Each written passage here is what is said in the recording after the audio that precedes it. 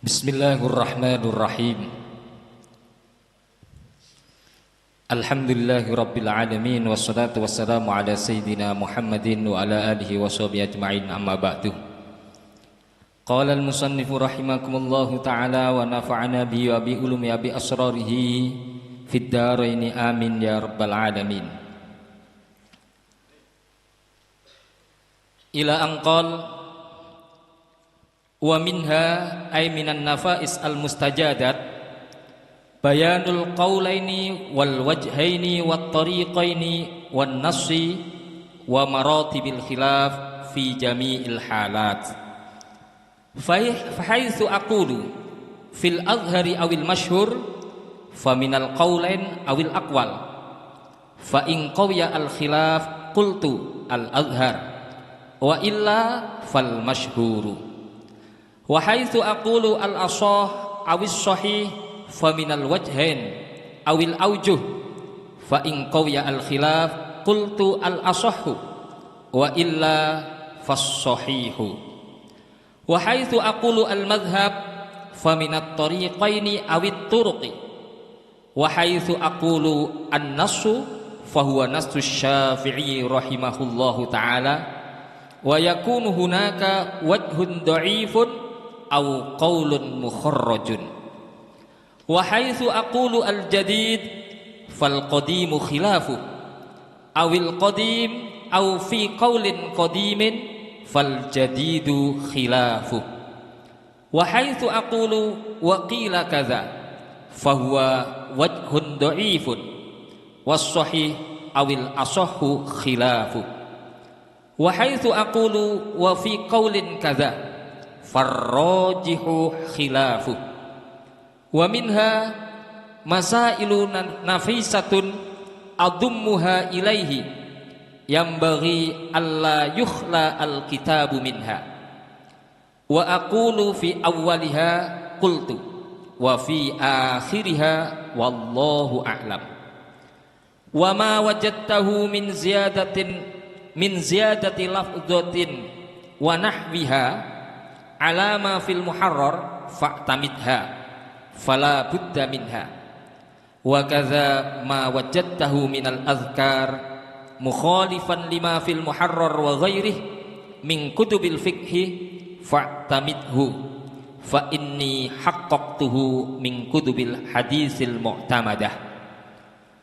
Wa qad uqaddimu ba'da masailil fasli limunasabatin aw ikhtisarin wa rubbama qaddamtu faslan lil munasabati.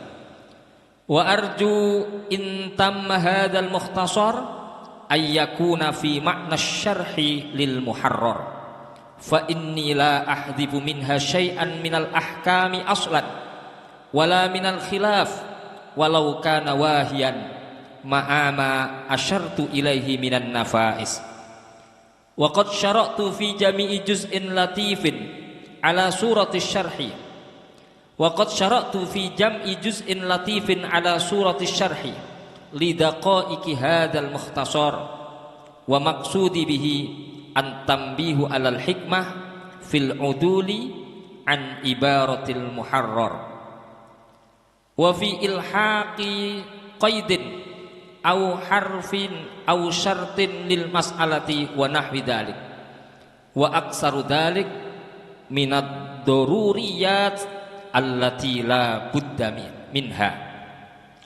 Wa 'ala Allahil karim i'timadi wa ilaihi tafwidi wastinadi wa as'aluhu an-naf'a bihi li wa lisairil muslimin wa ridwanahu anni wa an ahibbai wa jami'il mu'minin. Wallahu a'lam. الحمد لله رب العالمين والصلاة والسلام على النور المبين سيدنا ومولانا محمد وعلى آله وصحبه أجمعين.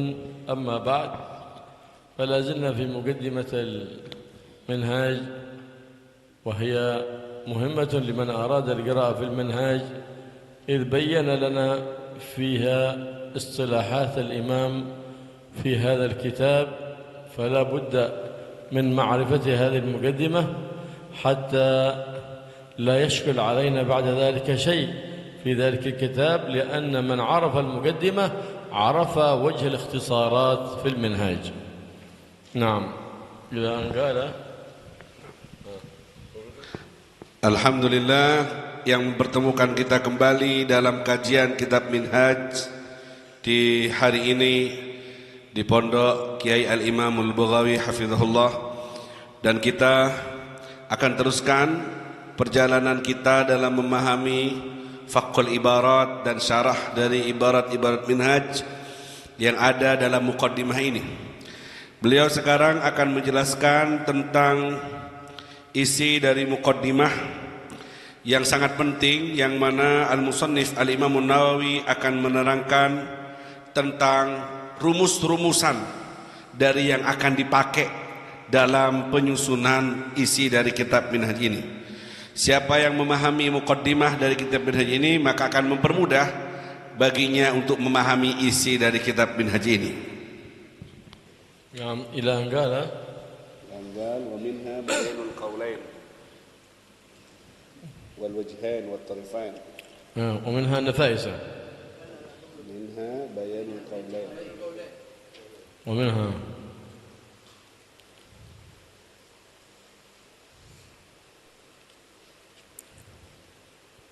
الأزهار ومنها مشهور من النفائس 13 والتائب.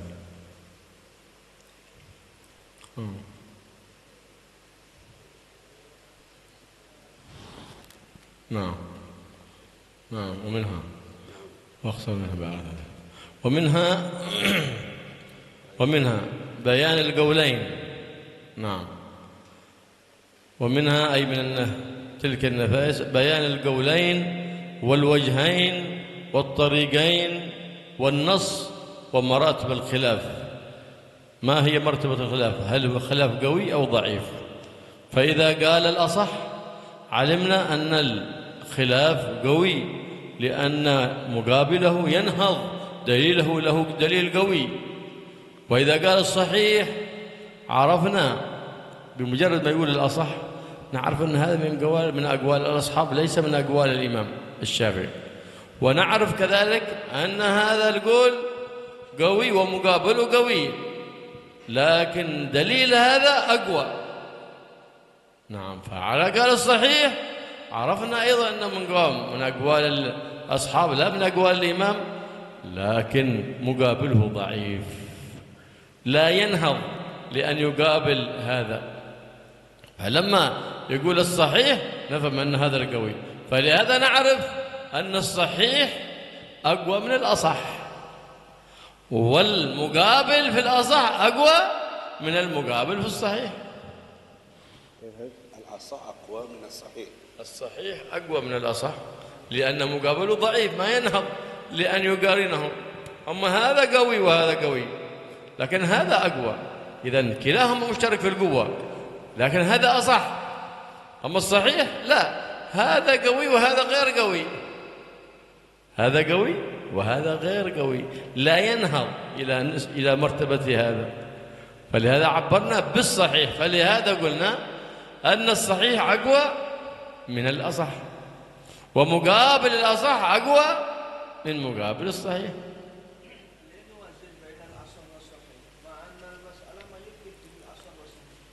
ما يمكن ذلك،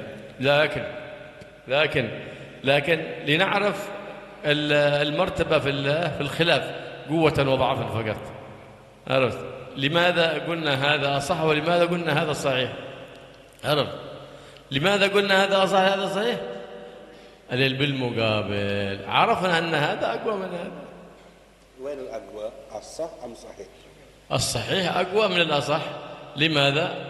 لأنه مقابله لا ينهض أن يكون في مرتبته، بخلاف الأصح مقابله ينهض أن يكون في مرتبته، لكن دليل الأصح أظهر وأوضح وأقوى. فكلاهما صحيح. dalilul asah aqwa. أيوة Aqwa أقوى. min dalil sahih. من دليل مقابله، مقابل الأصح، من دليل مقابل الأصح. عرفت؟ يعني هذا صحيح وهذا صحيح، في الأصح هذا صحيح وهذا صحيح، عرفت؟ لكن هذا زاد عليه شوي، الأصح زاد عليه لأن دليله أقوى، وهذا دليل قوي وهذا دليل قوي، لكن هذا أقوى صحيح، والصحيح لا ينهض، هذا قوي وهذا ضعيف، مقابله ضعيف لا ينهض. إذن أين الأقوى؟ الأقوى الصحيح. لماذا؟ أيوه الصحيح أقوى. لماذا؟ مثال، أنا بقول لك مثال مثال مثال مثال مثال مثال هذا اسم تفضيل الأصح هو أقوى. مثال هذا الآن، هذا عالم وهذا عالم، إذن هذا عنده علم وهذا عنده علم، ما نقدر نحن نفرقه، لكن ظهر لنا أن هذا زيادة عنده في العلم، إذن اشتركوا في الصفة في الوصفة والعلم، لكن هذا تبين لنا مع المباحثة أنه زيادة علم عنده فهو أعلم، إذن هذاك ينهض أن يكون مقابل له في العلم، نعم، لكن لما تباحثنا مع هذا وجدنا هذا أعلم. أما هذا عالم وهذا طالب علم، جاهل، لا طالب علم، طالب علم ما ينهض لمستوى العالم، ما ينهض، فإذن هذا صحيح وهذا مقابله غير صحيح أصلا، لأنه لا يوصف باسم العلم، لا يوصف بوصف العالم، أما الأول يوصف هذا بوصف العلم وهذا بوصف العلم، لكن هذا زاد عليه قليل. لو قارنا بين الصح والصحيح الآن بين أعلم والعالم وين أحسن؟ لو وجدنا بين العالم أعلم وعالم. أيوه طبعا كما قلنا هذه المقارنة ما تقع في مسألة واحدة هذه، لكن إنما من حيث اللفظ، لما شيء مقابله لا شيء وشيء مقابله شيء. أيوه. لكن لو قارنا بين الصح والصحيح مثلا في مسألة في قول هذا أصح في قول صحيح، هل يمكن؟ في نفس المسألة؟ نفس المسألة لا ما يمكن. تمام. Sallu ala Nabi.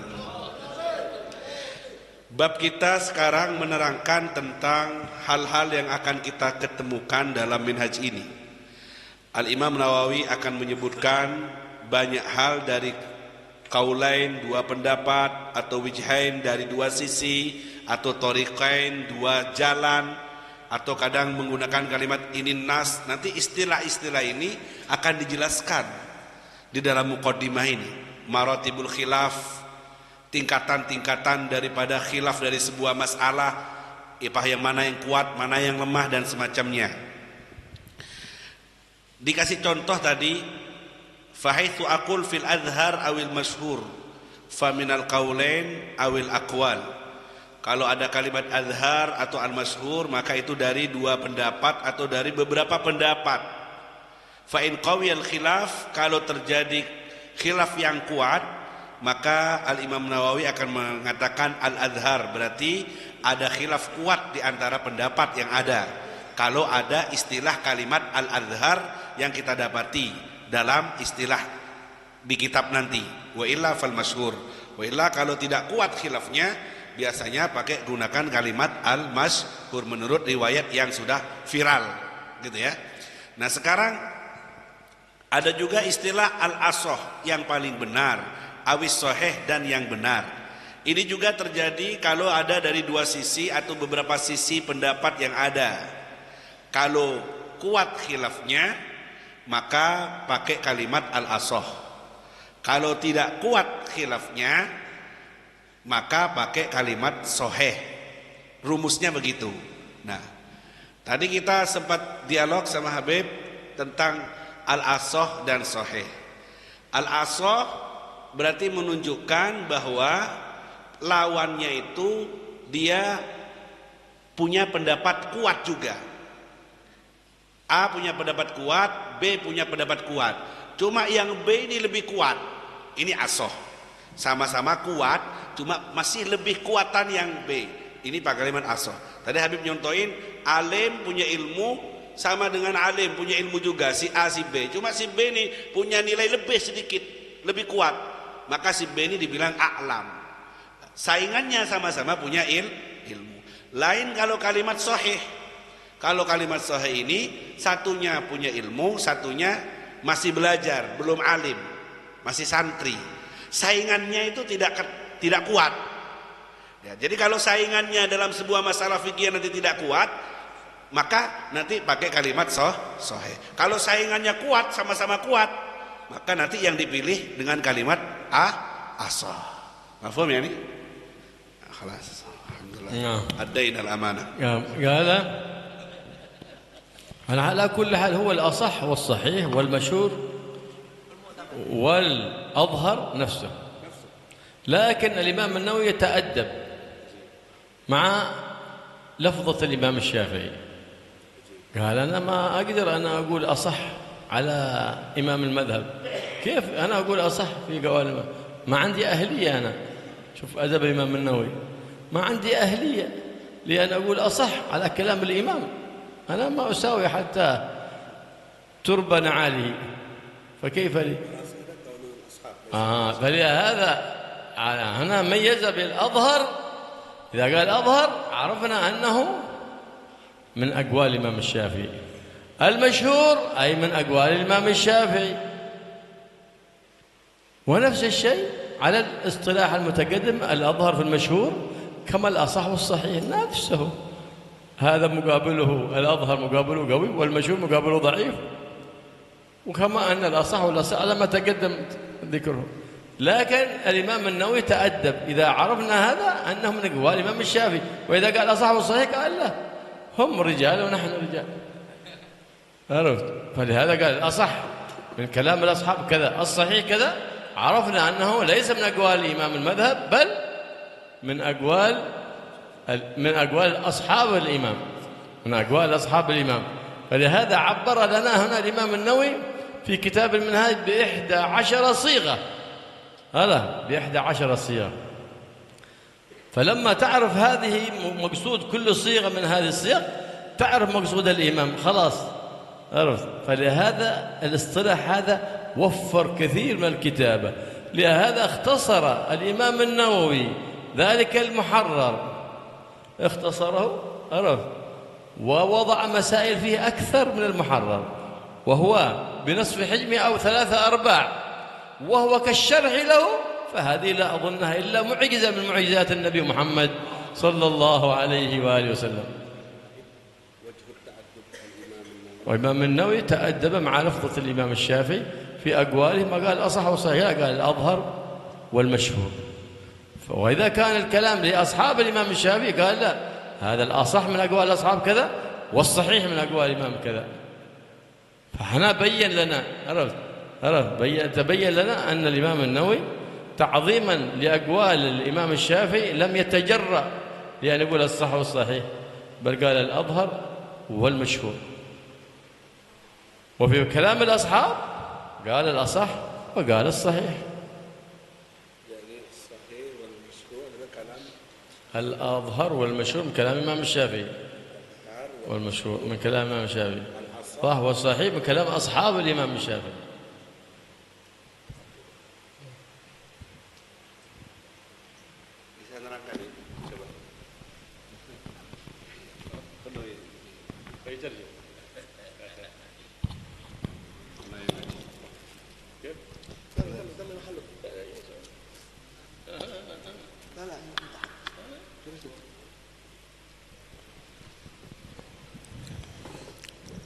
Nah, di sini ada istilah, ada 4 istilah. Ada al-adhhar dan al-masyhur, ini gandengannya. Kemudian ada al-asah was-sahih, ini gandengannya. Perbedaannya apa? Adhhar kok gandengannya masyhur, dengan asoh kok gandengannya sahih? Kalau azhar dan masyhur itu berarti qaulnya yang dikatakan, pendapat itu langsung dari Imam Syafi'i. Kalau azhar dan masyhur itu dari Imam Syafi'i langsung. Tapi kalau masalah itu dibilang asoh atau sahih, itu berarti pendapat ashabnya Syafi'i. Ya, kita pahami itu dulu. Taib. Nah, apa perbedaan azhar masyhur? Gandengan ini apa perbedaannya? Azhar masyhur dan asoh sama sahih. Kalau azhar itu berarti khilafnya kuat. Ada 3 pendapat Imam Syafi'i misal. Tapi yang paling kuat itu dibilang azhar. Khilafnya juga sama-sama kuat. Kalau ada 3 pendapat kuat, yang paling kuat dibilang azhar. Nah, tapi kalau masyhur ada 3 pendapat Imam Syafi'i. Kita nggak bahas yang lain, Syafi'inya langsung. Tapi yang paling kuat di antara 3 itu dibilang masyhur, yang 2 lemah. Kita pahami di sini ya. Jadi kalau azhar 3 pendapat kuat semua, tapi yang paling dibuat dibilang azhar. Kalau masyhur 3 pendapat, 2-nya lemah, 1-nya paling kuat. Maka itu dibilang masyhur. Nah, kalau sahih sama asoh dan sahih sama. Ada 3 pendapat. Kuat semua, yang paling kuat dibilang asoh. Kalau 3-3-nya kuat, yang paling kuat dibilang asoh. Tapi kalau ada 3 pendapat, yang 2 lemah, yang 1 kuat, ini baru dibilang sahih. Nah, kenapa kok dibedakan oleh Imam Nawawi ini? Kalau asoh sahih itu dibilang qaulnya ashab. Kalau azhar dan masyhur itu qaulnya Syafi'i. Kenapa? Karena beliau nggak mau menyamakan Imam Syafi'i dengan ashabnya. Derajatnya beda. Kalau beliau bilang qaulnya Syafi'i ini asoh dan sahih, itu bisa saja. Tapi beliau ta'addub sama Imam Syafi'i. Gak mau menyamakan qaulnya Imam Syafi'i dengan ashabnya. Terus gak berani dia itu bilang, oh ini qaulnya Syafi'i yang asoh. Seakan-akan itu dia memvonis yang lain gak sahih. Wajib ta'addubnya di situ. Kalau ashab, dia berani bilang, oh ini pendapat ashab yang sahih, ini yang asoh. Kenapa? Karena hum rijal wa nahnu rijal, kata Habib tadi. Sama-sama ulamanya. Tapi kalau ketua madhabnya, beliau nggak berani seperti itu, ta'adduban. Nah, sekarang begini, azhar dan masyhur itu Imam Syafi'i. Naam. Asoh dan sahih Ashab Syafi'i. Nah. Mana kuat antara azhar sama asoh? Sama kan? Bukan perbandingan kalau azhar sama asoh. Karena apa? Karena kalau azhar dan masyhur itu keluarnya dari Syafi'i. Kalau sama-sama azhar sama. Maksudnya wajib ta'addubnya Imam Nawawi kepada Imam Syafi'i kan tidak mau pakai istilah al-asoh sahih itu kepada dirinya kan, pakai kalimat ashab. Ini misal. Wajib ta'addubnya. Kalau kita ke guru itu kalau jawabannya salah, itu pasti kita bukan guru ente salah, enggak. Guru kayaknya kurang benar, yang benar begini. Tapi kalau ke sahibak, kalau ke teman kita itu bisa menyalahkan salah. Ente itu yang benar begini. Nah, itu wajib ta'addubnya di situ, fil kalimah. Begini begitu. Nah, syarahlah. La basah. Jadi sebetulnya sama, beda bahasa. Kenapa? Bahasa yang ini digunakan untuk Syafi'i, bahasa yang ini digunakan untuk ashab Syafi'i. Tapi tetap ashab Syafi'i itu mengambilnya dari nas dan usulnya Imam Syafi'i. نقول أصح فيها شوي من الغلظة شوي. أظهر شيء من اللطافة. نعم تقول له إيه سوي كذا. لو سمحت أنت زميلي أنا أقول لو سمحت لو ولدي هذا يقول إيه سوي هذا فيها شوي شدة لو سمحت. في اللغة أين أبلغ أظهر والأصل في اللغة نفس المعنى نفس المعنى إلا التفرقة فقط بين أقوال الإمام وأقوال الأصحاب فقط. Nah, wadah ya, jelas ya, Mas. Enggak, ini jujur sebelum kita lanjut, bisa masuk enggak, Ustaz? Umat saya yang enggak masuk. Wadah Habib. فمن هذه النفائس المتجهات كما قال بيان القولين والبيان الطريقين والنص ومراتب الخلاف يبين قوتها وضعفها. فالمقابل هنا للعامل أن يعمل به في حق النفس لكن لا للإفتاء والقضاء. ألم بل ويجوز تقليد له بقية المذاهب الأربعة كذلك، لكن بشروط التقليد وقد ذكرها الإمام عبد الرحمن بن حسين محمد بن حسين المشهور في بغيته 6 شروط، فمن اجتمعت فيها هذه شروط التقليد فليقلد، وإلا فلا يقلد. فللتقليد شروط، ليس كل ما قال الحين ما يذكرون في بحث المسائل وقال مالك كذا بروح بتبع مالك. عجيب. طيب أنت ربما بتجيب مسألة ملفقة بعدين ما قال بها عالم. الإمام مالك يقول مسح جميع الرأس وجوبا في الوضوء، فهو بيقلد في نجاسة الكلب الإمام مالك وبيمسح بعض الرأس. إذا جبت مسألة ما قال بها إمام، فهمت؟ وإلا في المذاهب كثيرة ليست 4، بل هذا قد يحتاج إلى تقليد 8 إلى 12 إلى 20 إلى 40 إلى 80، مذاهب كثيرة. لكن التي حققت ونجحت هي المذاهب ال4 هذا. فلهذا يتعين على المؤمن أن يتخذ له منهجا من هذه ال4، حتى إذا أردنا أن نتخاطب معه نعرف مع من نتكلم. وقد ظهرت فرقة يقال لها اللامذهبية، فهي طريق الزندقة.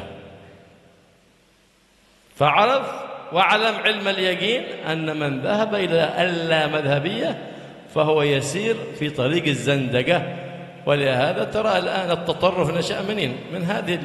من هذه الطرق التي ليست موصولة لا بالنبي محمد صلى الله عليه وسلم ولم تؤخذ عن عالم معتبر، فلهذا صارت مبتورة والعياذ بالله. فنتحذر من هذه الفرقة الضالة المضلة التي يسمون أنفسهم باللامذهبية. واعلم علم اليقين أن من قال مذهبي الكتاب والسنة اعلم أنه طالب البدعة، فر منه فرارك من الأسد. Baik, selanjutnya yang muktamad di dalam pendapat itu yang boleh difatwakan. Fatwa harus pakai yang muktamad. Adapun kaul boleh dipakai lihaqin nafs untuk diri sendiri. Kalaupun mau lintas madhab dan mau bertaklid harus mengikuti syurutut taklid. Disebutkan oleh Habib Abdurrahman Masyhur dalam Bughya ada 7 atau 6 syarat taklid. Jangan loncat-loncat tapi syaratnya tidak dipakai. Kalau mau tidak batal wuduknya taklid ke Imam Malik ya harus ikuti wuduknya seperti wuduknya Imam Malik, membasuh semua kepala mayoritasnya. Jadi kalau yang difatwakan harus pakai yang muktamad. Kalau lihaqin nafs untuk diri sendiri tidak apa-apa dipakai, tapi kalau mau lintas madhab harus mengikuti syarat-syaratnya taklid yang disebutkan oleh Sahibul Bughyah, 6 syarat taklid yang sudah disebutkan tadi. Dan madhab itu banyak, yang muktabarah yang dipilih oleh ulama Ahlus Sunnah wal Jamaah kita ada 4. Wa illa lebih dari itu bisa 20, banyak mazhab-mazhab itu. Tapi 4 ini. Selagi kau mengikuti satu di antara 4 mazhab ini, maka kau sudah berada dalam areal Ahlus Sunnah wal Jamaah. Yang sesat itu kalau punya pemahaman al-madhabiyah, tidak mau teriak-teriak mazhabku Quran dan Sunnah, Quran dan Sunnah. Ini sebuah tanda bahwa ini ahli bid'ah, sesat. Kalau sudah sedikit-sedikit Quran Sunnah, Quran Sunnah, tidak bermadhab. Ini thariqah zindiqiyah, zindik, ya, yang tak punya agama nantinya. Tidak bisa, tidak bermadhab. Ini yang sesat. Jadi bermadhab dari 4 madhab yang muktabarah yang sudah kita tahu semuanya. وجاز تقليد لغير ال4، لكن في عمل النفس لا بأس. ما هو الآن كل ما تكلمت أحد وكل ما نصحت أحد قال في قول، إذا خلاص كله طريق جلنتيكوس. لا، نحن على نبين جلن راية. جلنتيكوس عند الحاجة، عند الضرورة، للمقابل الضعيف أو حتى خارج المذهب، وجاز تقليد لغير الأربعة. لكن اعزل الحظ، اعزل الحظ، اعزل الهوى، اعزل تتبع الرخص، اعزل هذه المداخل الشيطانية. بعد ذلك سر لمن تريد تقلده، لكن اعرف المسألة من مكانها. فربما نقول مسألة قال بها إمام ولها قيود وشروط، أنت تأخذها وتقولها قال فلان، والنسائي يفعل بها ولها قيود وشروط في ذلك المذهب، أنت لم تراجعها ولم تطلع عليها. فلهذا إنما إذا قلنا في مذهب الإمام مالك كذا، إذا أردت أن تقول ترجع المذهب الإمام مالك، ما هي شروطه في هذه المسألة؟ ما هي قيوده في هذه المسألة؟ فهذا تقييد لغير الأربعة في حق نفسه، ففي هذا سعة، لكن في عمل النفس لا في الإفتاء والقضاء. واحد يسألنا نعم في يقول كذا، واحد يسألنا يقول أوه خلاف طويل عريض كما يفعل بعض الأساتذة. ضيع الطالب مسكين وكذا مضيع، زاد ضياع. أعطيه جلال راية، فهو جلال راية المعتمد. بعد هذا يأتي في يقول كذا، في يقول كذا، مقابل الأصح كذا. فلهذا بين لنا الإمام النووي في منهاجه بهذه المصطلحات، بين القولين والوجهين والطريقين والنص مراتب الخلاف. قال في جميع الحالات، في جميع. الإمام الرافعي قد يذكر الأظهر وقد يذكر الأصح وقد ما يذكر، لكن الإمام النووي التزم في كل المسائل، التزم ذلك الإمام النووي. فإذا ثم بين لنا قال فحيث أقول في الأظهر أو المشهور فهو من قوال الإمام الشافعي، من القولين أو قال الإمام الشافعي. فإن قوي الخلاف قلت الأظهر، عرفت؟ فإن قوي الخلاف قلت الأظهر. ليه؟ لأن مقابله ظاهر لكن لا أظهر. وإن خوي ضعف الخلاف ولا في المشهور. ليه؟ لأنه مقابله ضعيف لا المدرك، أي ضعيف الدليل. وحيث أقول الأصح والصحيح فأنا عارف أنه من أقوال أصحاب الإمام الشافعي، فمن الوجهين أو الأوجه لأصحاب الإمام الشافعي لا للإمام الشافعي. استخرجوها منين هذول الأصحاب؟ من كلام الإمام الشافعي، ما هو منكرهم، ما هو منكر، من كلام الإمام الشافعي وضوابطه وقواعده. نعم. فإن قوي الخلاف بين الأصحاب في مسألة واحدة قلت الأصح، وإلا فإن لم ينهض فالخلاف ضعيف الصحيح. نعم. فلهذا وإلا فالأظهر والمشهور هو نفس الأصح والصحيح، لكن تأدبا من الإمام النووي مع أقوال الشافعي حتى يميزها عن أقوال أصحاب الإمام الشافعي. Kembali Habib mengulangi bahwa di dalam qaul boleh kita pakai untuk diri kita sendiri. Tapi kalau untuk berfatwa kita harus tetap pakai yang muktamad dalam mazhab. Jangan sedikit-sedikit pakai jalan tikus. Gunakan jalan raya biar tidak macet. Mungkin jika dibutuhkan keadaan milih qaul silahkan untuk diri sendiri, atau harus loncat mazhab untuk bertaklid, maka juga harus mengikuti surutut taklid yang 6 yang tadi sudah disebutkan.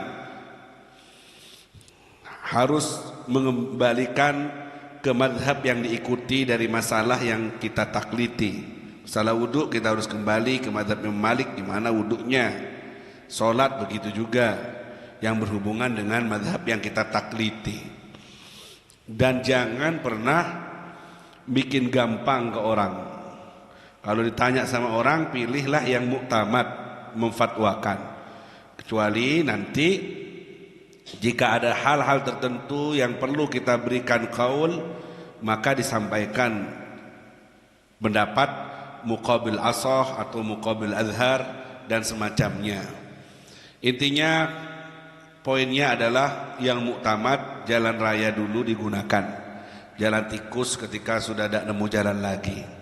Seperti itu kurang lebihnya. Kemudian Habib juga mengulangi penjelasan tadi bahwa kalimat azhar dan masyhur, ashah dan sahih. Saya ulangi, azhar ini digunakan kalau perkataan Imam Syafi'i, azhar masyhur. Cuma bedanya azhar ini punya saingan dalil yang sama-sama kuat, cuma azharnya lebih kuat. Sedangkan masyhur saingannya tidak terlalu kuat. Nah, yang lebih kuat dari saingan yang tidak terlalu kuat itu dinamakan masyhur. Dan dua istilah ini dipakai untuk Imam Syafi'i. Sedangkan ashah dan sahih, saya ulangi lagi, ini untuk ashab Syafi'i. Ashah berarti punya saingan yang sama-sama kuat, pendapat kuat, A, B kuat, tapi yang B lebih kuat, makanya ashah. Sedangkan sahih itu saingannya tidak terlalu kuat, nah, maka yang terpilih menjadi sahih. Nah, yang dikatakan dari kaulnya ashab Syafi'i, ashah dan sahih ta'aduban, tidak disamakan dengan perkataannya Syafi'i yang azhar dan masyhur. Kurang lebihnya begitu. ثم قال وحيث أقول المذهب كذا فمن الطريقين أو الطرق إذا اختلف الأصحاب في حكاية مذهب الإمام الشافعي، بعضهم يحكي في المسألة قول واحد، بعضهم يحكي في المسألة قولين، وبعضهم يحكي في المسألة 3 أقوال. إذن اختلفت الروايات الأصحاب عن الإمام، اختلفت.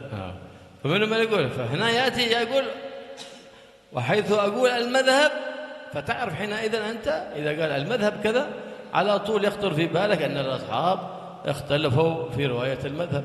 منهم من ذكر قولا واحدا، ومنهم من ذكر قولين، ومنهم من ذكر 3 أو أكثر.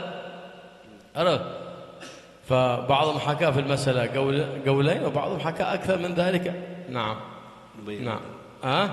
Terjemah ulang. Wa haitsu aqulul madhab. Kalau nanti kita nemukan di kalimat minhaj ini ada kalimat al-madhab, maka ini menunjukkan faminat tariqain, ada 2 jalan atau beberapa jalan. Maksudnya kalau kita nanti nemu ada kalimat madhab dalam kitab minhaj, ini menunjukkan terjadi ikhtilaf antara ashab Imam Syafi'i dalam meriwayatkan mazhab Syafi'i. Ada yang mengatakan 1 pendapat, ada 2 pendapat. Jadi kalau ada kalimat al-madhab nanti kita temukan dalam matan atau istilah dari Imam Nawawi, harus ada di benak kita muncul bahwa ini menunjukkan ikhtilaf ashab Syafi'i. Saya Habib, terjadi perbedaan antara ashab Syafi'i dalam meriwayatkan mazhab Imam Syafi'i. Halo, Allahumma shalli ala Muhammad. Saya takut salah kena. فبعضهم يجزم قولا واحدا، وبعضهم لا يجزم في المسألة قولان، وبعضهم يقول لا في المسألة 3 أقوال، وهكذا تختلف. منهم من يروي القطع، ومنهم من يروي الخلاف عن الإمام. نعم. فهذا كله إذا عبر بالمذهب نعرفه. تعرف أن ما قال فيه المذهب هو المعتمد، وأن مقابله هو المرجوح. إيش مرتبته؟ نرجع إلى كتب الأصول. إذا أردنا أن نعرف مرتبة المقابل، لكن هو المذهب ما قال فيه المذهب هو المعتمد وهو المقرر. إذا أردنا نعرف مقابله قول أو 3، أردنا أن نعرف تلك المراتب لابد نرجع إلى كتب الأصول.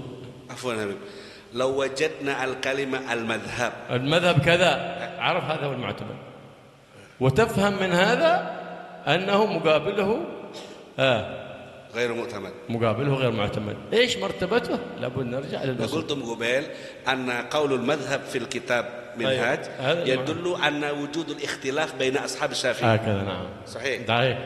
كيف؟ لماذا يعبر بالمذهب مع وجود الخلاف؟ مع أننا فهمنا لو كلمة مذهب هذا خلاص إمام شافعي متفق عليه. أيوه، نعرف أن في نحن نفهم كذا. نعم. كيف؟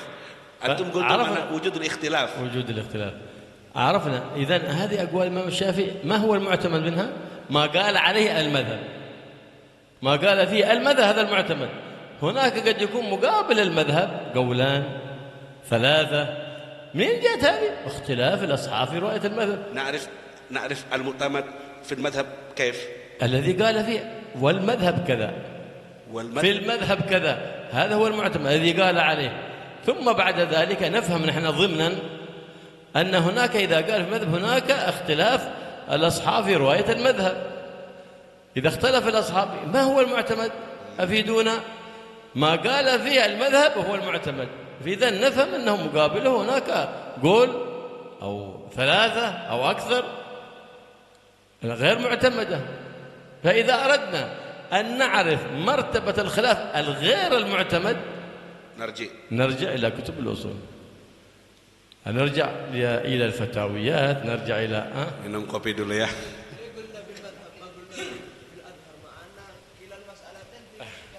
أيوة هذاك صريحا، هذا أقوال الشافعي ما في خلاف فيها، واردة عن نص الإمام. أيوة. عرفت؟ أما هذه لا، هذا الأظهر ومقابله وارد عن نص الإمام. لكن المذهب هذا لا، اختلف الأصحاب في الرواية. أيوة منصوص عليه في كتب الإمام، منصوص عليه الأظهر ومقابله والمشهور ومقابله. أما المذهب اختلاف، المذهب لا، الأصحاب اختلفوا في روايته المذهب لا. لهذا قال هذا حكى القطع، وهذا حكى قولان، وهذا حكى قولين، وهذا حكى ثلاثة، وهكذا. harus minum kopi biar cerdas. Wassalamualaikum Muhammad. Saya coba mempermudah terjemah biar gampang dipahami. Kalau azhar sama masyhur itu sudah jelas kaul Syafi'i, maktub di mungkin ya, maktub sudah. Tapi kalau istilah al-madhhab ada ikhtilaf baina ashab Syafi'i. Di dalamnya ada qaul 1, qaul 2, qaul 3. Nanti kalau yang mana yang paling muktamad dari kalau ada al-madhhab, kalau ada isyarat nanti di bawahnya wa fil madhhab, di dalam madhab seperti ini, berarti itu lebih kuat dari qaul-qaul yang lain, dari ashab Syafi'i yang lain. Kalau dibilang madhab belum tentu qaulnya Syafi'i sesuai dengan nasnya Syafi'i. Masih ikhtilaf aqwal ashab Syafi'i. Tapi kalau azhar sama masyhur itu jelas itu matan dari kalimatnya Imam Syafi'i. Halas. Namshi Habib. ثم قال وحيث أقول النص فهو نص الشافعي رحمه الله.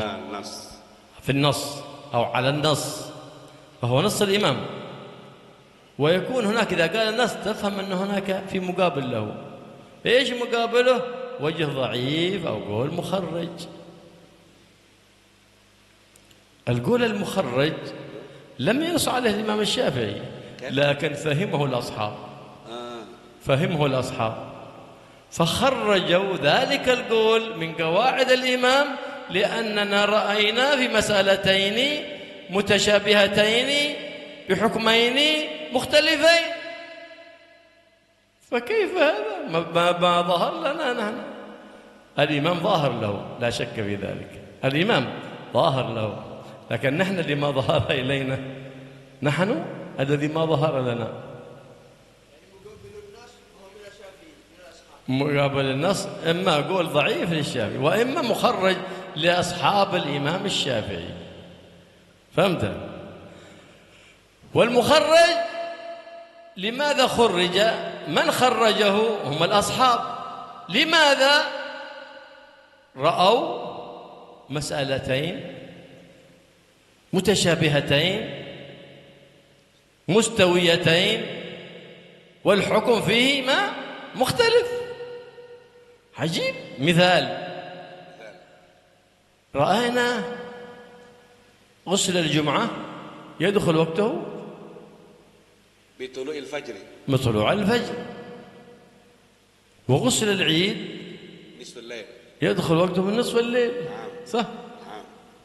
طيب قل هو من شأن اليوم، يوم عيد المسلمين يوم الجمعة، وهذا عيد الفطر عيد الأضحى عيد في السنة مرة. صح؟ ليش هذا من نصف الليل؟ المنصوص غسل العيد بنصف الليل، غسل الجمعة من طلوع الفجر، هذا منصوص. رأى ذلك. لماذا غسل الجمعة ما يصح من نصف الليل؟ لماذا غسل العيد ما يكون من طلوع الفجر كما الجمعة؟ أيوة.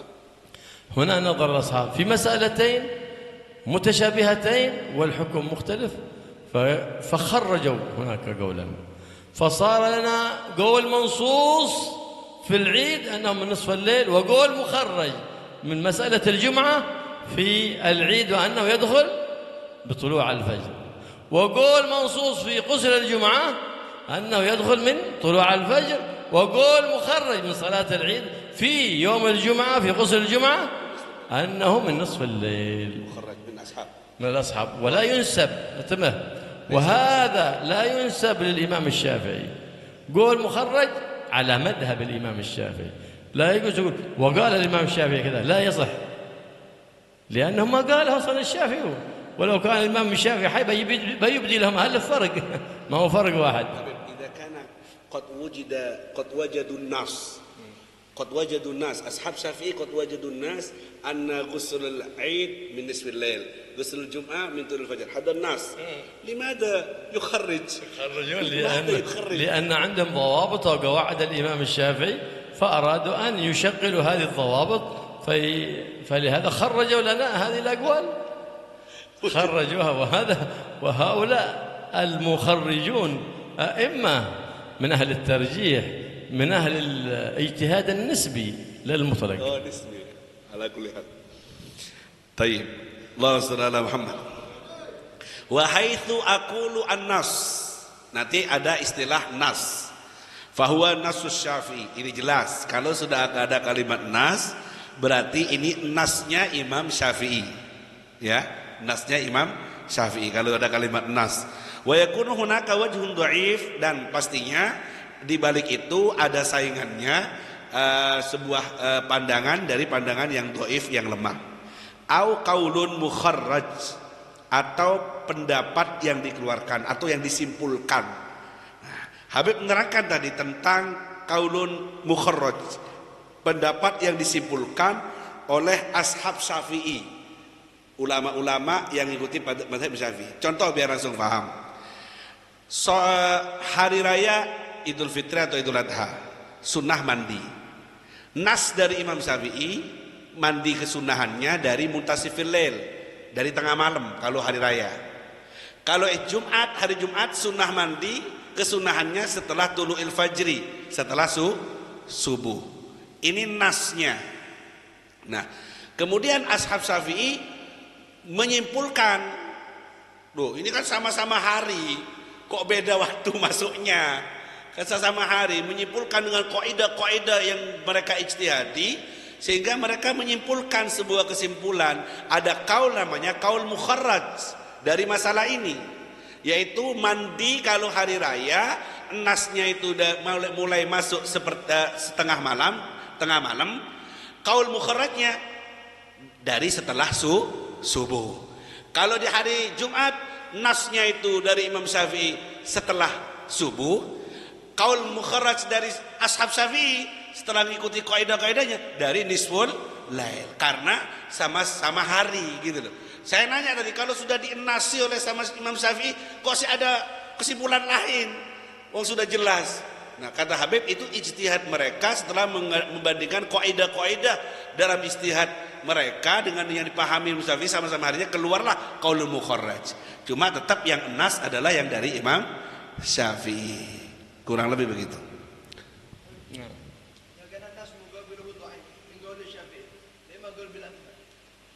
لأنه ما عرف مرتبة وصل، مجهول بلا رقم ذا. مرقم غير مرقم. أيوة، هذا إذا أردت معرفة المرتبة فارجع للأصول. إذا وجدناه يعني في مرتبة الأظهر يصح نقول أنه أظهر. لا، ما يكون في مرتبة الأظهر، يكون ضعيف. إيش مرتبة الضعف هذا؟ الله أعلم، نرجع للأصول. وضعيف قد حكمنا عليه بالضعف.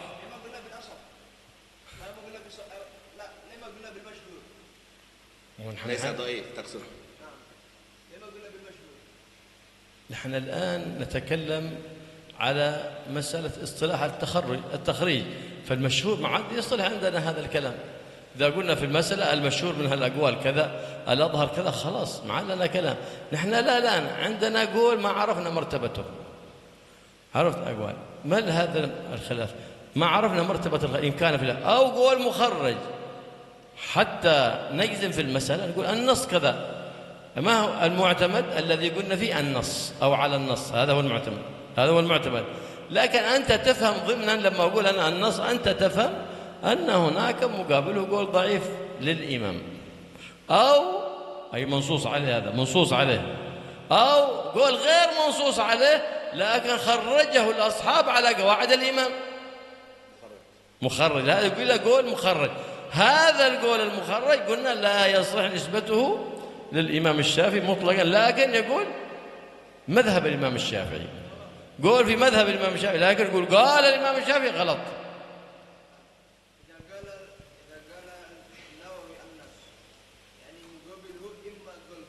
إما مخرج. نعم. خلاص رمينا القول المخرج. قول ضعيف. نعم. إذا كان مقابله قول ضعيف، لما يقول المشهور؟ مع أن المشهور في أقوال الشافعي والأقوى المقابل المشهور لا يدخله التخرج. هذا احتمالات فيه، مقابل النص احتمالات فيه، إما هذا وإما هذا، وإما مخرج وإما ضعيف، لا يعرف رتبة ضعفه، لا تعرف مرتبته. أما أظهر مقابله والمشهور مقابله هذا مرقم، خلاص جنسيته واضحة. أما هذا الضعف عام، هذا ما نعرف. نحن إذا أردنا أن نعرف مرتبة ذلك الضعف فعلينا أن نرجع لكتب الأصول، لكن نفهم أولا ابتداء لما واحد يقرأ في كتاب النهج في النص كذا أنه مقابله قول ضعيف أو قول مخرج. بعدين نحن أردنا أن نبحث المسائل، صح، نروح نرجع للأصول.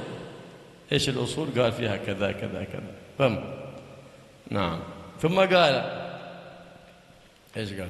حيث أقول الجديد. وحيث أقول الجديد القديم خلافه. وحيث أقول الجديد فين؟ وحيث أقول القديم جديد. وحيث أقول القديم خلافه. والقديم خلافه. نعم. أنا أشوف وحيث أقول الجديد، وحيث أقول النص، وحيث أقول وحيث أقول الجديد فالقديم خلافه.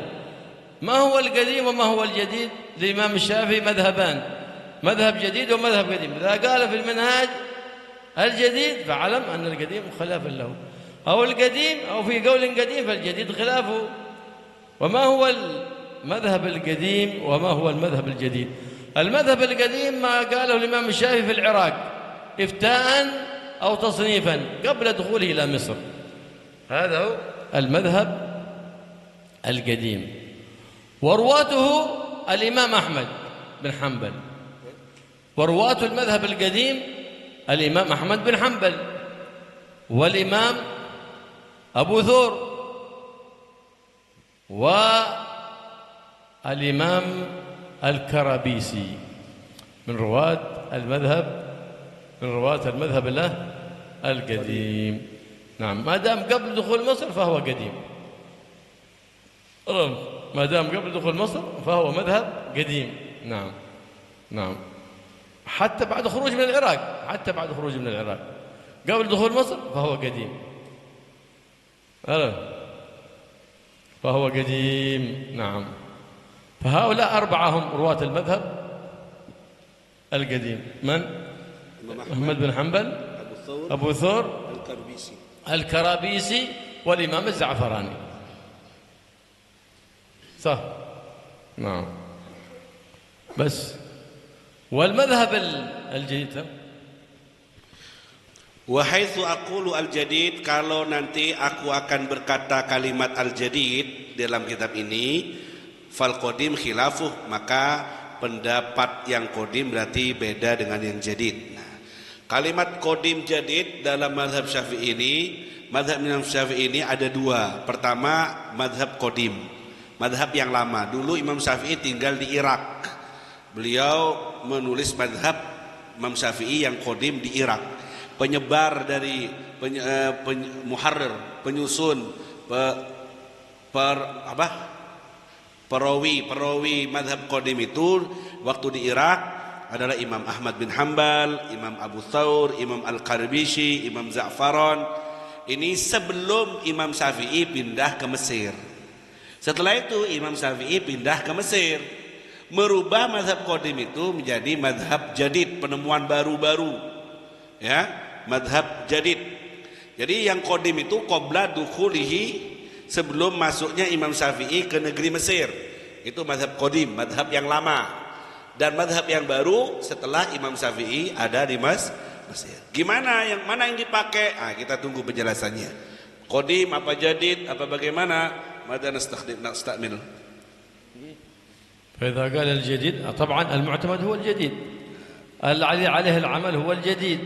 Yang diamalkan adalah madhab yang jadid. والمذهب القديم لا يجوز روايته عن الشافعي كما قال الإمام الشافعي لا أجعل في حل من رواه عني إلا إذا صح فيه الحديث إلا إذا اختير من المذهب القديم واعتمد في الجديد. وهناك مسائل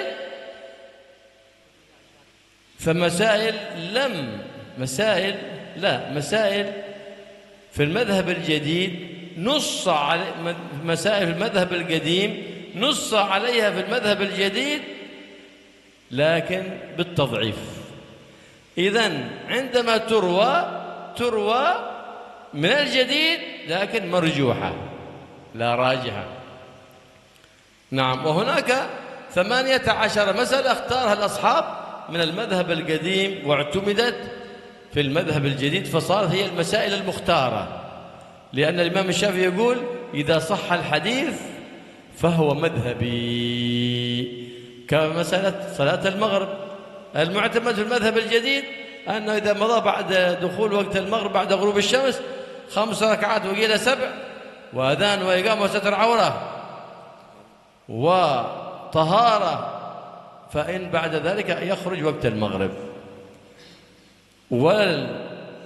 والقديم قال لا، والوقت يبقى في القديم الأظهري إلى العشاء بمغيب الأحمر. هذا واعتمدت هذا وهذا عليه العمل. ليه؟ لأن الإمام الشافعي يقول إذا صح الحديث فهو مذهبي. إذا الجديد هو المعتمد والمقرر الذي عليه العمل.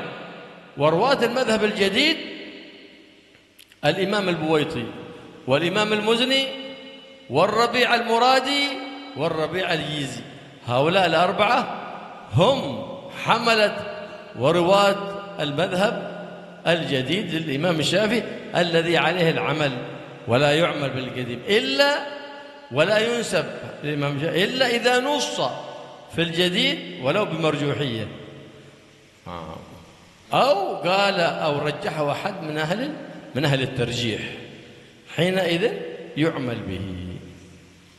إذا صح الحديث فهو مذهبي. بين هذا ما يتعلق بالقول نأخذ بالقديم. إذا صح الحديث كما في مسألة المغرب هذه صح الحديث، أرى أن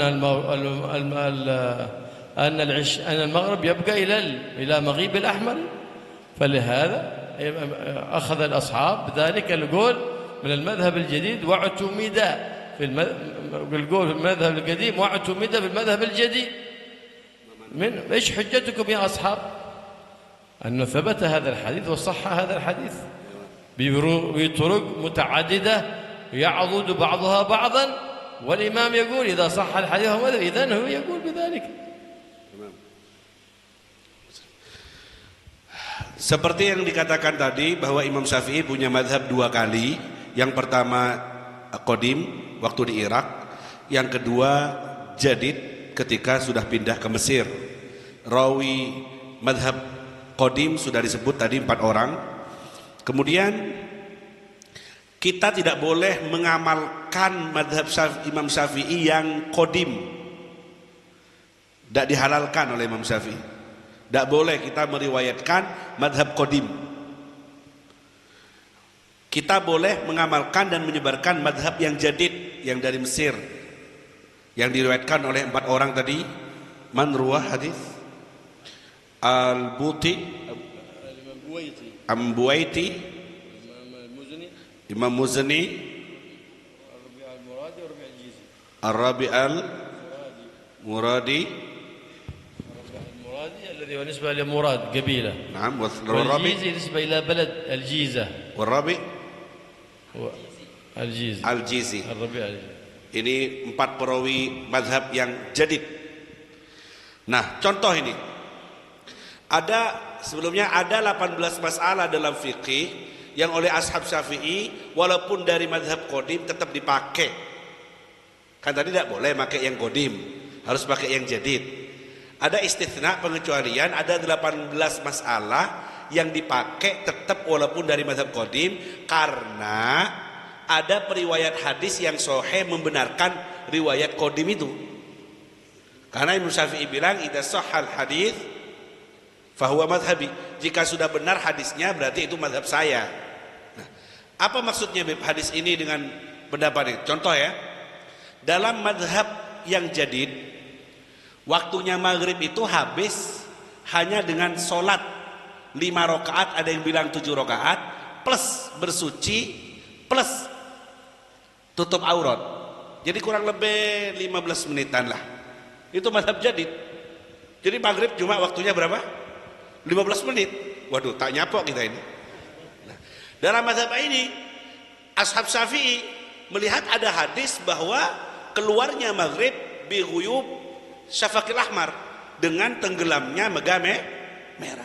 Ternyata mazhab qadimnya Imam Syafi'i di waktu maghrib keluarnya yaitu dengan tenggelamnya megame merah. Hadisnya connect sama mazhab qadimnya Imam Syafi'i. Akhirnya diambil oleh ashab untuk ini yang diamalkan di antara dari 18 masalah. Ya apa zubatnya tadi? Wal waqtu yabqa fil qadimil adhari ilal isya'i bi maghibil ahmari. Itu zubat itu. Ya, paham di sini ya?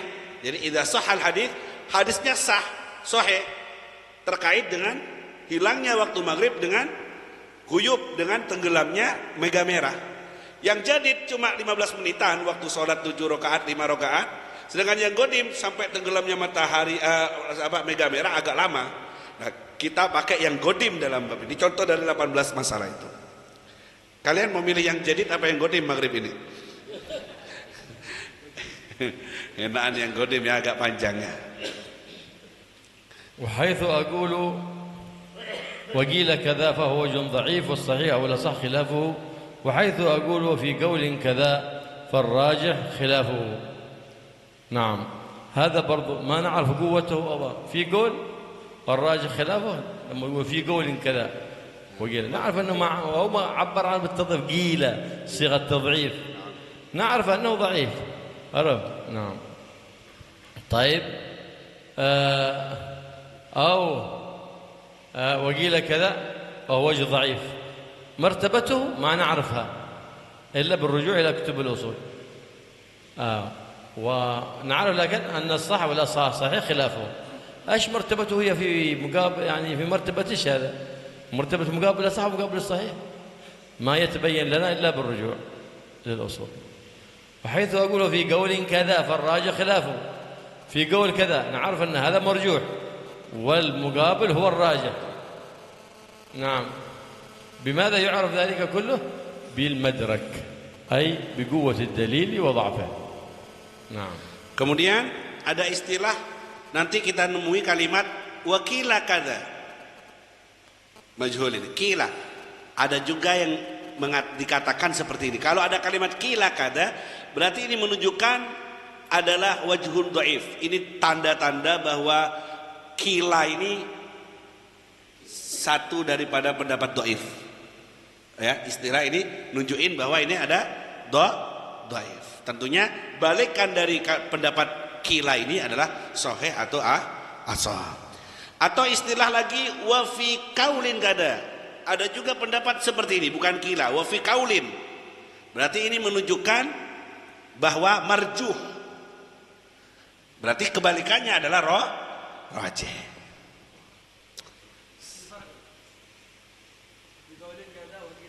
ايش الفرق؟ هذا كله نعرف أنه ضعيف، والراجح خلافه بس.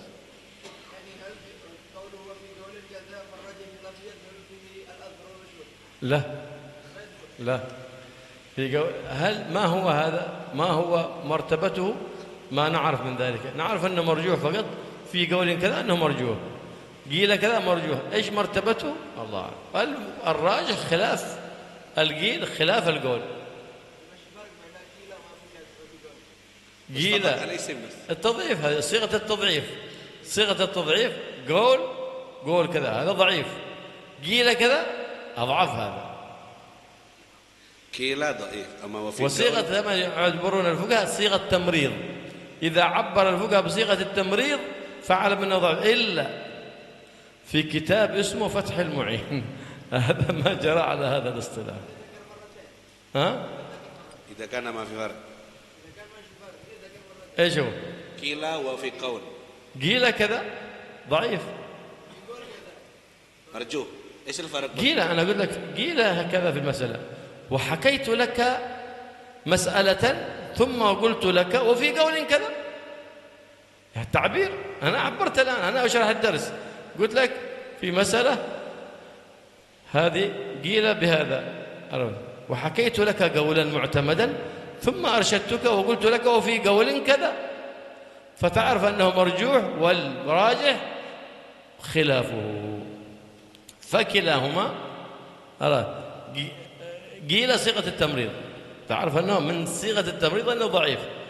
في قول كذا أيضا أنه قول مرجوح، أنه قول مرجوح، لكن لا، إذا كان أشد ضعفا عبر بالقيل، وإذا كان ضعيفا عبر بالقول. وفي قول Paham ya? Jadi ada istilah mirip-mirip, kila kada berarti itu nunjukin dhaif.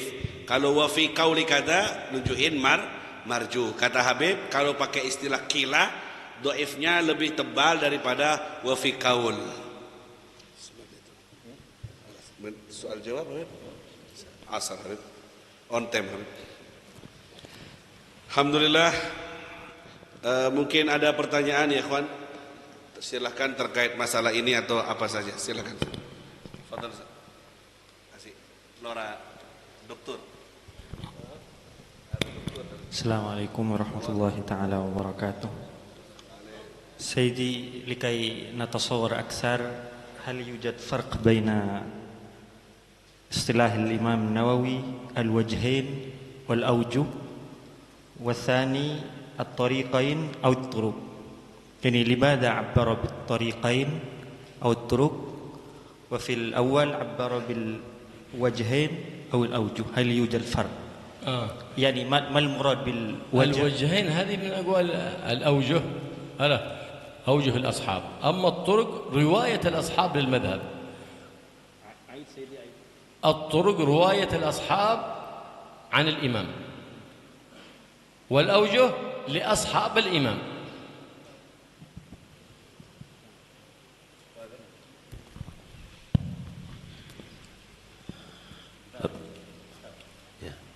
rusak ya Habib. Nahnu natakallam fi fatwa qaul sahih wal asl wal athar wal asl. Kaif inda ra'yik fi huna yujad masalah tahkim wa tawliyah al ma'ruf ada masalah tahkim wa tawliyah. Nah, tahkim wa tawliyah أيوة. هذا كأنه في بعض الناس يتساهل به، مع أن يوجد القاضي الرسمي في الحكومة موجود، هذا يتساهل حتى كأنه مسألة بسيط. هذا ولكن نحن نرجو منكم أن تفتح علينا كيف هذا رأي، مع أنه يوجد في بعضهم حتى في حاشية إيجاد. شكرا جزيلا. أمراض العلماء. أمراض العلماء. أمراض المتعلمة، أمراض الأغيلمة. الذين في باطنهم شهوة خفية. Saya terjem soal. Al-Ustaz menanyakan tentang tahkim wa tauliyah, memberikan kuasa untuk jadi hakim atau wali dalam pernikahan. Kata Ustaz, realita yang ada banyak yang menggampangkan. Moro-moro nyari hakim, kabin gitu ya. Nah, ini gimana Habib? Apa katanya Habib, di balik itu ada syahwat al-khafiyah yang tersembunyi. Kita jelaskan, kita dengarkan apa kata Habib. مسألة التولية والتحكيم هذا بوب الفقهاء لهذا بواب مستقلة. التولية التحكيم وجعل هناك شروط للتولية وشروط للتحكيم واردة، هذا واقع في كتب الفقه. Fuqaha menyebutkan dalam bab tahkim dan tauliyah, menyebutkan banyak syarat-syarat, dan ini sudah nyata real ada dalam kitab-kitab fikih. لكن الذي خبط فيه طلبة العلم في هذا الزمان هم أولا ما أخذوا تلك الشروط، وثم بعد ذلك جعلوها مسألة واحدة وهما مسألتان، لهذا خبطوا فيها من قبل وفي الماضي وفي الحال. Kebanyakan sekarang banyak para santri yang sudah salah paham terkait ini, sehingga kadang satu syarat disamakan dengan syarat yang lainnya dan meremehkan, menggampangkan, sehingga banyak terjadi dari dahulu sampai sekarang. وفي التولية والتحكيم ما دام الولي موجود ليس لها أن تولي ولا أن تحكم. Dalam bab tauliyah, memberikan wali kepada orang lain untuk jadi wali, selama wali syar'inya ada, tidak boleh yang lain untuk maju. ومن الحيل التي يفعلها البعض اليوم إذا أرادوا إيش الضرورة؟ قال أنا بتزوج، وليها لا يرغب في هذا الرجل لأنه يرى أنه ليس كفء، أو أنه يعرف حقيقته، وأن المرأة هذه تخدع بالكلمة وبالعبارة وبالرسالة في الواتساب أو في الإنستغرام كما هو مشاهد، ثم تبكي بعد ذلك ولا ينفع البكاء بعدين. لكن الأب أو الجد أو الولي هذا عنده يعني يفكر، يعني عنده خبرة في الحياة ويعرف اللئام ويميز بين اللئام والكرام، صح؟ فهي تريد أن تهرب منهم. أيوة. من تيمور إلى بارات أو من أوتارا إلى سلاتان، حتى تكون بعد ذلك بتروحوا عند أستاذ مرعبل حكمه أو بتوليه، ويأتي الأستاذ المرعبل طبعا إذا كان عندها مال بتشتريه، لأن بعض الأساتذة يشترون بالمال، ففر منهم فرارك من الأسد فإنهم قتلة الأرواح أخبث من الرؤساء الظلمة قتلة الأشباح. الله. Terjemah. Ayo, terjemah. Baik, masalah tauliyah dan tahkim ini sudah disusun aturannya dalam kutub fikih, sudah menyebar ya. Hanya saja banyak yang meremehkan. Habib langsung ngasih contoh saja. Contohnya ada perempuan yang terjatuh cinta dengan laki-laki karena ucapan rayuan gombal manis lewat WhatsApp dan semacamnya. Diajukan kepada bapaknya, kepada walinya itu tidak cocok karena tahu hakikat si calon itu. Bapak dan keluarganya sudah lebih ngerti. Sedangkan perempuan sudah kadung jatuh cinta atas pilihannya yang tertipu dengan kata-kata. Akhirnya taunya nangis tidak keluar kamar. Bapaknya tetap tidak setuju karena tahu hakikat calonnya. Akhirnya si perempuan ini lari seperti di sinetron Indosiar itu.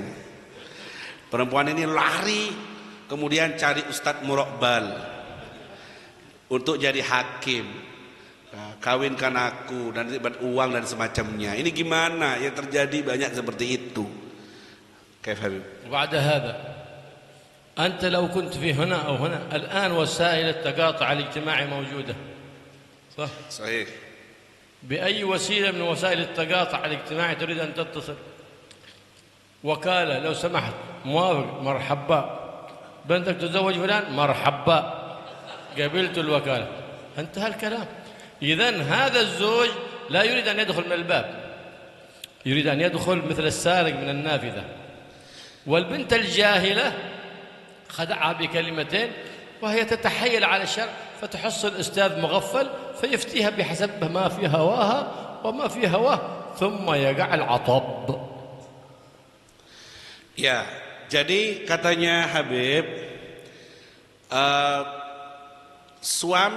calon suami yang mau kawin jauh dengan perempuan tadi nyari Ustadz Muraqbal itu ingin masuk ke rumah lewat genteng, tidak lewat pintunya. Padahal sekarang teknologi sudah canggih. Kalau memang mau kawin benar-benar ya lewat walinya, telepon saja, pakai taukil. Ini benar bapaknya fulan, iya. Bisa diwakilkan kepada siapa ini, ustadz siapa, pakai taukil bukan tahkim. Bisa aja kalau memang benar-benar serius dan bagus, pasti ke walinya baik-baik dan diterima. Karena sudah tidak cocok, akhirnya lewat jendela, lewat depor, lewat genteng. Ya apa caranya dapat ini? Kasihan perempuan ini yang sudah terjebak dalam cinta yang buta. Seperti itu ya. Jadi kaifal hal? Bagaimana solusinya? Bagaimana solusinya? لو قدرنا أن هذه الوسائل قد انقطعت وستنقطع إن شاء الله في زمن من الأزمان، لا أبا وراحوا إلى تيمور من بارات أو إلى بارات من تيمور، أو من سلاتن إلى أوتارا، أو من أوتارا إلى سلاتن مثلا، فحينئذ ذهبت إلى تلك البلد التي بعدت عن وليها إلى مرحلتين فأكثر، فأرادت أن تحكم. هنا تحكيمها توليتها في بلد لا بد أن يكون ذلك البلد ليس له حاكم ولا قاضي. أما ما دام في كوأوأة أو كوأوأة، عرفت؟ فكيف وقد علمنا في بعض البلاد أن الكوأوأة عنده تفويض من القاضي أن يزوج من لا ولي لها، صح؟ خصوصا في بلد إندونيسيا، صح؟ إذن الذي ما بيمشي على هذا الطريق هذا الذي لا يريد الصواب، يريد أن يلعب على الناس ويستمتع بإساءته إلى أعراض الناس والعياذ بالله. فلا نعين على ذلك، خصوصا في هذا الزمان الذي كثر فيه الافتتان، فينبغي للأستاذ أن يكون على علم، إلا إذا كان في بلاد الكفر. هناك ما في والي ولا والي، بلاد الكفر فتحكم منه، فإذا حصلت مسلم عدل يكفي حتى ما هو فقيه. المرأة طالبة العلم تقلد إمام حنيفة بدون والي، كذلك كما قلنا من بيقلد لابد يراجع المذاهب، فإن لكل مذهب شروط. شروط يريد أن يعرفون.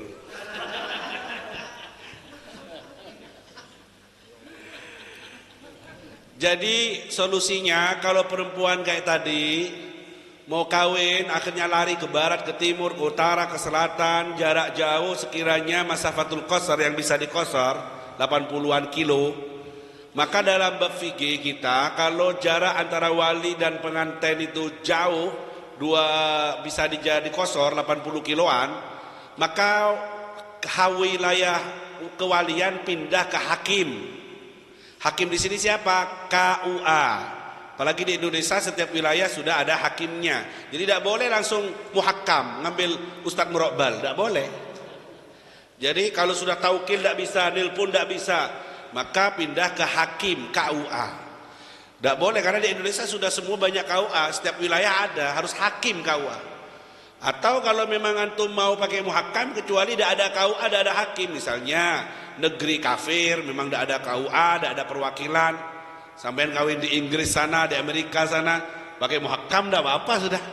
Nah, kalau memang tidak ada hakim, yang ini kalau di Indonesia sudah muntasyar nyebar ada hakim KUA. Jadi kalau kayak gini-gini, ya, perempuannya itu harus ke KUA untuk walinya dari hakim KUA.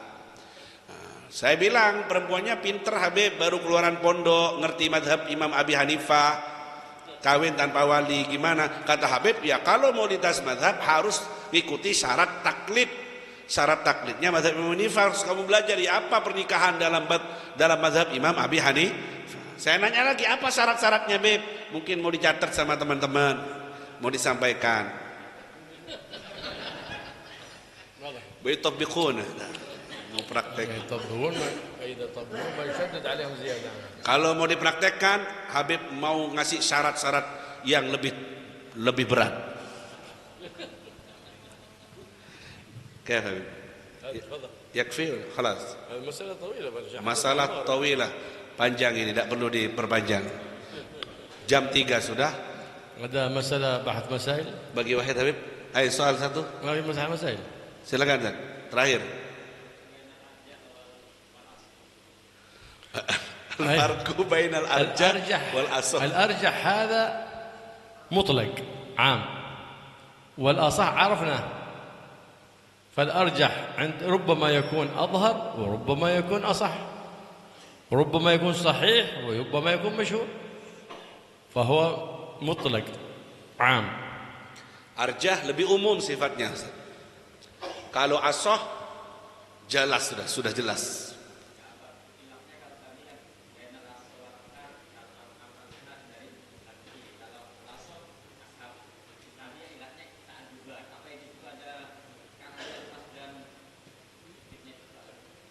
أرجح يجمعهما الأرجح يجمعهما. Arjah bisa masuk ke asah, bisa masuk ke apa tadi, adhar. Bisa. لو عبرت على الأظهر بالأرجح ما في شيء، لكن نحن ما عبر الأظهر نعرف المقابل. نحن لهذا هذا الاصطلاح يغنينا عن كثير من العباير. وفر علينا كثير من العباير. نعم. خلاص. Jangan balik ke situ lagi, nanti awalang gitu.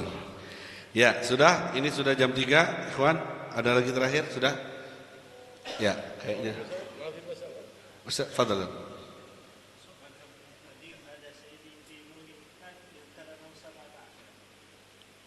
اهو 17 ليس 18 أو 18 وقيل 20.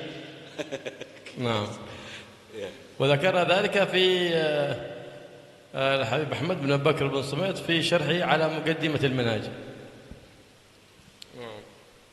ما في سؤال؟ Dah, soal lagi terakhir. Ibrahim, mau nanya apa? Mau nanya tahkim apa tauliyah? خلاص لا تسألوا عن أشياء تبدأ لكم. لا تسألوا عن أشياء تبدأ لكم. Tasukku. خلاص يا إخوان. Iklan, nah, iklan. Bagi iklan, rutinan Senin 13 Oktober di 2005 diliburkan karena bersamaan dengan kedatangan guru mulia Habib Umar bin Hafid. Salah 11 Oktober Habib Maji'il Habib Umar في سولو Habib حول سولو أطلع نعم جمعة ربيع الأخير نعم 20 سيد حبيب عمر في سولو حول سولو كثير أصحاب يحضرون عطلة وبعدين 17 نوفمبر 17 نوفمبر هذا جمعة الأول 26 جمعة الأول 17 November rutinan kembali 17 November di Masjid Al-Fawas Barokah, kediaman Bapak Dono, Jalan Legend Supratman, Jember. Mana Pak Dono? Hadir? Nah, di rumahnya masjid beliau bangun masjid, makmur masjidnya ya. Di Jember, ba'da syahrain insyaallah. Fi baitu. Rutinan setelah maghrib bersama Habib Abdullah di Pondok Pesantren Al-Inarah Kiai Thayyib. Silakan yang mau hadir melanjutkan ngaji sama beliau. Majelisnya namanya Al-Kalimut Thayyib fi Ma'had Kiai Thayyib. Ketika itu. Khalas Kiai, jazakumullah khair, matur nuwun atas semua kebaikan antum. Semoga Yasinat tambah berkah, didatangi banyak alim ulama, guru, dan mudah-mudahan kita semua dapat barokah dari Habib. Kita aminkan doa penutup dari Habib Abdullah. Bismillah. الحمد لله رب العالمين، اللهم صل وسلم على سيدنا محمد وعلى آل سيدنا محمد. اللهم علمنا ما جهلنا وفقنا عمل ما علمنا وارزقنا اخلاص بما علمنا فيما علمنا يا رب العالمين. اللهم اغننا بالعلم وزينا بالحلم واكرمنا بالتقوى وجملنا بالعافية وحققنا بالاستقامة يا رب العالمين، واحفظنا من جبات الندامة يوم القيامة، واشرح الصدور ويسر الأمور، وبارك في هذا المكان في المعهد إن شاء الله يجمعون في العلوم النافعة طلبة الخير والخيرات، ويجعل مستقر العلوم النافعة في معاهدنا في مزايدنا في بيوتنا، واجعل أرباب العلوم النافعة أولادنا وبناتنا أحفادنا وأصباطنا يا رب العالمين وطلبتنا وطالبات، واحفظنا وإياهم وارزقنا وارزقهم أهل الرضا، واجعلنا وإياكم من أبر الأبناء بالآباء أحياء وأموات، غنى عن كل شيء، واجعلنا وإياكم قرة عين للنبي محمد صلى الله عليه وسلم سيد الكونين، وطيل الأعمار في طاعتك وطاعة حبيبك محمد صلى الله عليه وعلى آله وصحبه وسلم، واعمر أوقاتنا بطاعتك وطاعتك محمد يا رب العالمين، واشرح لنا الصدور ويسر لنا الأمور يا غفور يا شكور، بجاه نبيك محمد صلى الله عليه وسلم بدل البدور، والحمد لله رب العالمين، بسر الفاتحة، وإلى حضرة النبي محمد صلى الله عليه وسلم ضالين وسلم. ربنا تقبل منا وتب علينا. آمين.